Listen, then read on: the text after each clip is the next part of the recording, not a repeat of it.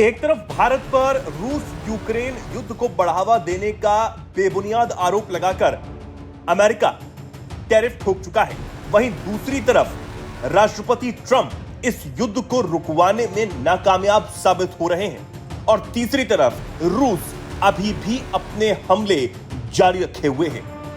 हमें यह पता है कि भारत पर जो बेबुनियाद और गलत तरीके से दादागिरी वाला टैरिफ ट्रंप ने ठोका, उससे रूस भी कहीं ना कहीं नाराज नजर आया था और अपने दोस्त भारत के साथ मजबूती से खड़ा हुआ है। और अब तो यह लग रहा है कि रूस और ज्यादा गुस्से में है। यही वजह है कि अब यूक्रेन पर हमलों को रूस ने और ज्यादा बढ़ा दिया है और अब जो रूस ने यूक्रेन पर हमला किया है उसकी गूंज पूरे यूरोप में सुनाई दी है। जी हां, अब रूस ने यूक्रेन की राजधानी कीव के यूरोपियन यूनियन के प्रतिनिधिमंडल भवन पर हमला किया और उसे तबाह कर दिया है। यह तस्वीरें इसकी गवाही दे रही हैं।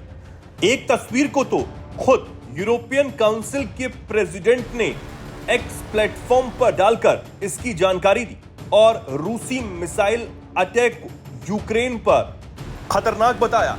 राष्ट्रपति जेलेंस्की ने वहीं ये कहा कि कीव पर रूसी हमले में 14 लोग मारे गए, जिनमें 3 बच्चे भी शामिल हैं। उन्होंने बताया कि यूरोपियन यूनियन की बिल्डिंग सहित कई सुविधाएं पूरी तरह क्षतिग्रस्त हो चुकी हैं। सोशल मीडिया पर पूरा यूरोप इस वक्त रूस के हमलों का जिक्र कर रहा है और इसकी कड़ी निंदा कर रहा है। इससे समझ आता है कि इस बार जो यूक्रेन पर रूस ने हमला किया है वो कितना घातक और खतरनाक है, वो भी ऐसे में जब रूसी राष्ट्रपति पुतिन और यूक्रेनी राष्ट्रपति जेलेंस्की दोनों ने ही ट्रंप से मुलाकात कर ली है।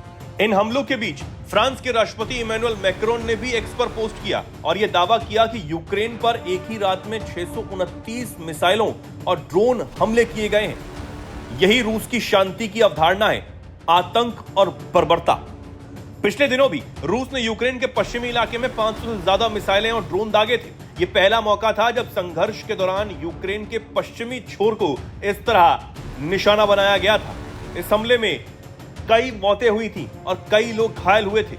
रूस ने पश्चिमी देशों से यूक्रेन को मिलने वाली मदद को निशाना बनाते हुए पश्चिमी इलाके को चुना था और ताबड़तोड़ हमले किए थे। अब इन हमलों से यह समझ आता है कि अमेरिका ने चाहे जो भी कोशिशें इस युद्ध को रुकवाने की हो, वो सब नाकामयाब हो रही हैं और ट्रंप की दादागिरी जो भारत पर चल रही है वो सिर्फ और सिर्फ खिसियाहट ही है, क्योंकि जिस चीज को लेकर ट्रंप कई देशों से टैरिफ वॉर कर रहे हैं वो रूस यूक्रेन युद्ध जस का तस बना हुआ है और या यूं कहें कि अब ये और घातक और सर्वनाश की तरफ बढ़ता हुआ नजर आ रहा है।